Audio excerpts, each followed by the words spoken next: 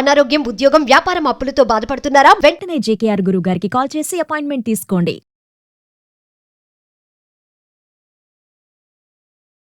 నమస్తే, welcome back to Suman TV. ప్రస్తుతం మనతో పాటు ఉన్నారు కేరళ జ్యోతిష నిపుణులు, life coach, manifestation coach, money coach, date of birth లేని వారికి పుట్టుమచ్చల శాస్త్రం, ప్రశ్న శాస్త్రం, హస్త సాముద్రిక, బహుముఖ ప్రజ్ఞాశాలి జేకేఆర్ గారు ఉన్నారు. గురుగారితో మాట్లాడదాం. నమస్తే అండి. నమస్కారం. గురుగారు, ఇప్పుడు ఆగస్టు 9వ తారీఖున రక్షాబంధన్ వస్తుంది, రాఖీ పౌర్ణమి అంటారు. అవును. అంటే అసలు ఈ రోజు ఒక్కసారి మా వ్యూవర్స్ కి రాఖీ పౌర్ణమి విశిష్టత ఏంటి, అసలు ఎందుకు ఆ రోజు చెల్లి అన్నకి రాఖీ కట్టాలి, అంటే అన్న చెల్లెలే రాఖీ కట్టుకోవాలా, ఇంకేమన్నా ఉందా? ఒకసారి దాని గురించి. మంచి క్వశ్చన్ అడిగారా. వాస్తవంగా ఈ రాఖీ పౌర్ణమి ఎలా ఉద్భవించిందంటేనమ్మా, దేవతలు రాక్షసులు యుద్ధం జరుగుతున్నప్పుడు రాక్షసుల చేతిలో దేవతలు వాడిపోవటం జరుగుతుంది.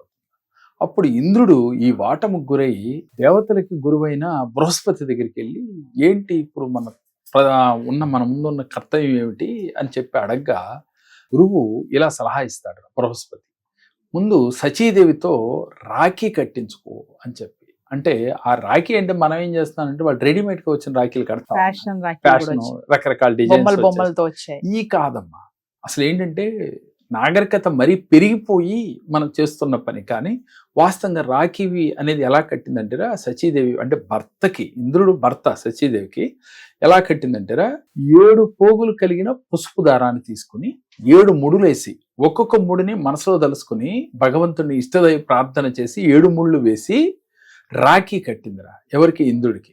కట్టినప్పుడు వీళ్ళు రాక్షసుల పైన విజయాన్ని సాధించారు. ఏ రోజు కట్టింది రాఖీ? శ్రావణ పౌర్ణమి రోజు.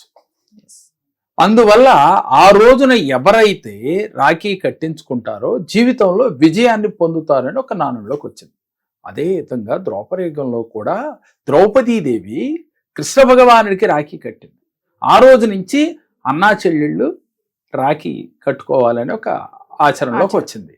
ఇలా వాస్తవానికి రాఖీ పౌర్ణమి రోజున ఎవరైతే రాఖీ అనే ఈ విధంగా కట్టుకుంటారో, అది అన్నా చెల్లెళ్ళు కావచ్చు, వదినా మరదళ్ళు కావచ్చు, అక్క చెల్లెళ్ళు కావచ్చు, అన్నదమ్ములు కావచ్చు, ఎవరైనా సరే ఎదుటివారి మంచి కోరి వారు ఆయురారోగ్యాలతో అష్టైశ్వర్యాలతో ఉండాలని నిండు హృదయంతో నిండు మనస్సుతో ఆశీర్వదిస్తూ గనక రాఖీ కడితే అద్భుత ఫలితాలు వస్తాయమ్మా. వాస్తవానికి అన్నా చెల్లెళ్ళు ఎలా కట్టుకోవాలంటేరా, చెల్లి అన్నింటికి వచ్చి చక్కగా అన్నకి బొట్టు పెట్టి అన్న నోట్లో స్వీట్ తినిపించి, నువ్వు నిండు 100 ఏళ్ళు నా తల్లిదండ్రుల తర్వాత అలాంటి బాధ్యతలు నువ్వు స్వీకరించి నాకు అండగా, నేను భూమి మీద ఉన్నంత కాలము నువ్వు సుఖంగా ఉండాలి, నాకు అండగా ఉండాలి, నా తల్లిదండ్రులు లేరు అనే ఒక పదం ఏ రోజు నాకు గుర్తుండకుండా నువ్వు చూసుకోవాలి అన్నయ్య అని చెప్పి మనసులో సంకల్పం చేసుకుని రాఖీ కట్టాలి. అన్న ఆ రోజు ఈ విధంగా చెల్లికి మాట ఇవ్వాలి. అమ్మా, తల్లిదండ్రులు ఉన్నంత వరకు, తల్లిదండ్రులు ఉన్నా ఒకవేళ లేకపోయినా నేను ఎప్పుడూ నీకు తోడుగా అండగా నీకు ఉంటాను, అందుకే నేను తోడబుట్టానమ్మా, నీకు తోడుగా ఉంటానమ్మా అని చెప్పి మాట ఇవ్వాలి.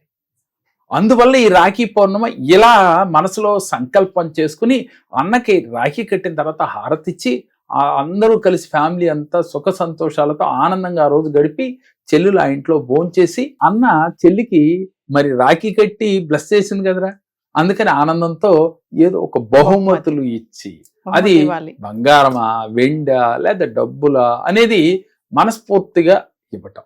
అంటే బహుమతి కోసం చెల్లి కట్టకూడదు, నేను ఇవ్వాలా అని అన్న అనుకోకూడదు. ఇక్కడ చెల్లి ఎప్పుడైతే ఇంటికి వచ్చిందో, దీవించిందో, మీకు లక్ష్మీదేవి అనుగ్రహం కలిగినట్లుగా ఫీల్ అయ్యి, అందుట్లో శ్రావణ మాసం కదమ్మా, ఆడపిల్ల ఇంటికి వస్తే లక్ష్మీదేవి వచ్చినట్టే కదా. అందువల్ల చెల్లి సాక్షాత్తు లక్ష్మీదేవే చెల్లి రూపంలో వచ్చింది, నన్ను బ్లెస్ చేసింది అంటే దీవించింది అని చెప్పి సంకల్పం చేసి ఆవిడ్ని సంతోష పెట్టాలి. అది ఏ రూపేణా అనేది మన ఓపిక కొలది మనం సంతోష పెట్టాలి.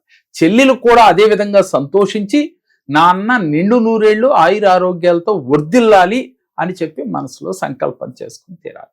ఇది రాఖీ పౌర్ణమి యొక్క విశేషత. ఆ తర్వాత సోదరులు కట్టుకుంటున్నారు కొంతమంది ఈ మధ్యన, అలాగే అన్న చెల్లెళ్ళు, అక్క తమ్ముళ్ళు, ఇలా ప్రతి ఒక్కరూ కూడా రాఖీ పౌర్ణమి రోజు చెల్లి అన్నే కాకుండా అక్క తమ్ముళ్ళు కూడా కట్టుకోవాలమ్మా. ఇదే భావంతో ఉండాలి. అయితే రాఖీ కట్టిన తర్వాత హారతి ఇవ్వాలమ్మా అన్నకి, అన్న కానీ తమ్ముడికి కానీ హారతి ఇవ్వాలి. హారతి ఇచ్చి ఆయనకి అద్ది సాక్షాత్తు అన్నగారికి ఎటువంటి దిష్టి దాలకుండా ఉండాలి, ఈయన ఆయురారోగ్యాలతో ఉండాలని మనస్ఫూర్తిగా బ్లెస్ చేసే ఒక స్థితి ఉండాలి. అంతేగాని మా అన్నగారు 500 ఇచ్చాడు 1000 ఇచ్చాడు ఇలాంటి భావనలతో ఉండకూడదు. అలా ఉంటే అలా వెళ్ళి రాఖీ కట్టాల్సిన అవసరం లేదురా తల్లి. లోపల దాని వెనకాల దాగి ఉన్న రహస్యాన్ని తెలుసుకోవాలి. అలాగే భార్య కూడా భర్తకి రాఖీ కట్టొచ్చు. ఎట్లా? శచీదేవి ఇంద్రుడికి కట్టింది కదా.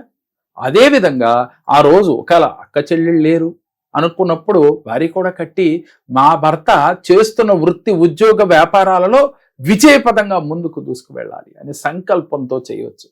భార్యకి కూడా చేరో ఏదో నగలో కొనివచ్చు అనే అవకాశాన్ని బట్టి ఈ రకంగా ఆ రోజల్లా కూడా ఆనందంగా గడపాలి. ఎందుకని? ఈ రాఖీ పౌర్ణమి రోజు ముఖ్యంగా లక్ష్మీదేవి ఆగమనం జరుగుతూ ఉంటుంది. శ్రావణ మాసంలో వస్తూ ఉంది కదా పౌర్ణమి. అందువల్ల ఆ లక్ష్మీదేవిని మనం ఆహ్వానించాలి అనే ఒక సంకల్పంతో మీరు నిండు హృదయంతో మీరు ఇంట్లో పూజ చేసుకుని ఈ చిన్న క్రియలు చేసి ఆ రోజల్లా ఆనందంగా గడిపితే మీకు సుఖశాంతులతో ఆనందంగా వర్ధిల్లుతారమ్మా. కాబట్టి ఈ రాఖీ పౌర్ణమి అని చెప్పి రెడీమేడ్గా వచ్చే రాఖీలు దయచేసి కట్టడం అనేది మీకు ఇష్టం, కానీ అది కట్టినా మీ తృప్తి కొరకు ఈ 7 పోగుల దారాన్ని 7 ముళ్ళు వేసి మనసులో సంకల్పం చేసి ఒక్కో 3 మీ ఇష్టదైవాన్ని తలుసుకుని వేసి కట్టి చూడండి. దాని ఫలితం చాలా అద్భుతంగా ఉంటుంది. ఈ రాఖీ పౌర్ణమి మీ జీవితాల్లో అద్భుతాలు సృష్టించాలంటే ఈ చిన్న క్రియ చేసి చూడండి. నమస్తే గురుగారు. నమస్కారం. మా పాప వివాహ సంబంధం గురించి జేకే సార్ గారి దగ్గరికి వచ్చాము. ఆయన చెప్పిన రెమెడీస్ మంత్రాలు మేము ఉపయోగించాము. 3 నెలల లోపల అనుకున్న సంబంధం కన్నా ఒక గొప్ప సంబంధం రాగలిగింది. 3 నెలల లోపల మా సమస్యలన్నీ పరిష్కారం అయ్యి ఒక మంచి సంబంధం వచ్చి నేను అనుకున్న స్థాయి కన్నా మంచిగా చేయగలిగాను.